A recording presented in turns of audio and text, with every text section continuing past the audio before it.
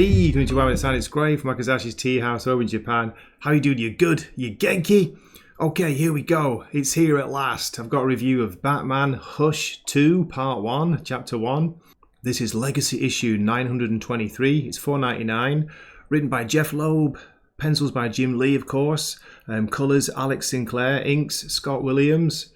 Here's a little look at some of the interior art. A fantastic scene of awful Joker fish. Sound familiar? I remember that classic issue back in the day. But anyway, I digress. You're here for Hush 2. You want to know what it's like.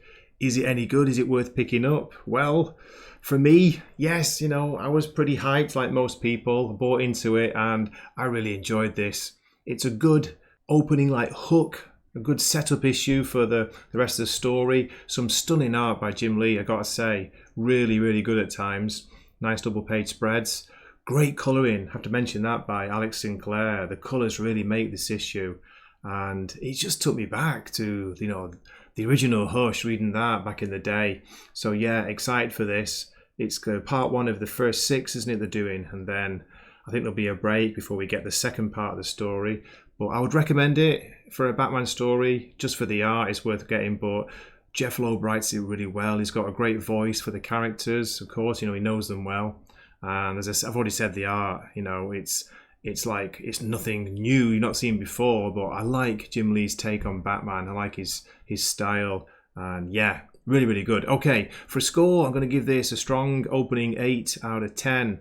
Now, spoiler warning, because I'm going to go through the whole issue. So if you don't want to know, you can possibly, well, you don't have to, stop watching or listening now. But here is a look inside the book and we'll give you the full story summary. So please keep watching. Here we go. Okay, we open with Batman, the classic looking Batman from Hush. I made a promise on the grave of my parents to rid the city of the evil that took their lives. Batman's had a call from Jim Gordon that some maniac has threatened to poison the Gotham Reservoir. Sound familiar? Calls himself the Joker. I stopped him then, I will stop him now. And we see, it's not the Joker, but it's one of the Joker's goons with the mask on.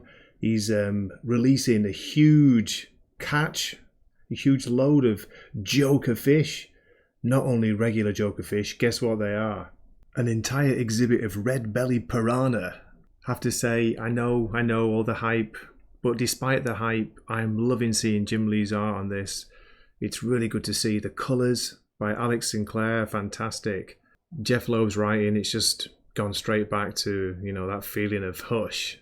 What do you think of Jim Lee's take on the Batman, Jim Lee's version? The shorter ears, the dark grey and black suit, I really like it. As Batman's fighting the goons, we can see what appears to be, is it Joker acid burning through their masks onto their face. It's quite, it's quite a grotesque scene. Then here on the next page we get Batman questioning why is Joker repeating his old jokes, his old crimes. He's never really done that before. When the Joker bursts out the back of the truck and knocks Batman flying with a crowbar. Then we get this really cool title page, Hush 2, Chapter 1, The Pawn. Batman sinking in the water, surrounded by the Joker piranha fish. As they attack Batman's cowl, his costume, it releases an electric shock. Shocking all the fish, of course, but also shocking Batman. Then we see him floating in the water. There's a helicopter above. Then we're back with the Joker. Somebody absolutely huge. Who is it? Samson? I don't know who the character is. Picks him up. Presses a button on his neck, it appears. And then massive screaming voice comes out, I guess. On your knees. The Joker's down on his knees, clutching his ears. In the background, someone watches. Patience is bitter, but its fruit is sweet. Then we switch scenes to the clock tower, Barbara Gordon's workspace. She's talking to Nightwing. Number 1 just went offline. That must be Batman. They can't pinpoint his last location, apart from it being somewhere in Gotham. Barbara thinks they're being jammed. Then we're back with Batman. There's a figure with him, bending over him, breathing life into him. Who do you think it is? Can you guess? A very sexy looking Talia Al Ghul. She says that she came to visit Damien. We get the feeling that she's been tracking him somehow. You almost died tonight. I cannot have that. As she leaves by the helicopter, Batman's shouting, Where's the Joker? Talia! Then we're back with the Joker. Is this Hush here with him? The bandaged face, it looks like it. Whispering the whole time. I doubt you can hear me. The damage to your eardrums is incapacitating. The man you encountered tonight has a very unique gift. He goes by many names, but I prefer Silence. That was a huge character. Not sure what he's doing here to Joker. He's put some kind of weird clamp on his mouth, into his mouth. The Joker appears to be tied to some kind of a wheel. Wait a minute, are we in a circus? The Wheel of Death, is it? What do you call it? It's one of those like magician's tricks where they tie the assistant to a wheel, spin it round and throw knives, of course missing, or hopefully missing their assistant. Here we see Hush doing the same thing, but he's not missing the Joker. He's throwing scalpels directly into his chest. I purposely nicked several of your arteries, he says. You're bleeding to death deep inside your body. He estimates he might have a few hours, maybe even a day. If Joker could yell for help, someone might come to rescue him, but I guess that's what that device in his mouth is for. He can't make a sound apart from half choking. The Joker is going to die. Who will mourn for you? Okay, we'll switch scenes now to the Batcave. Batman's questioning what's been going on. It's like internal narration. He's wondering what the Joker hoped to accomplish. How did Talia find him? Who else knew about tonight?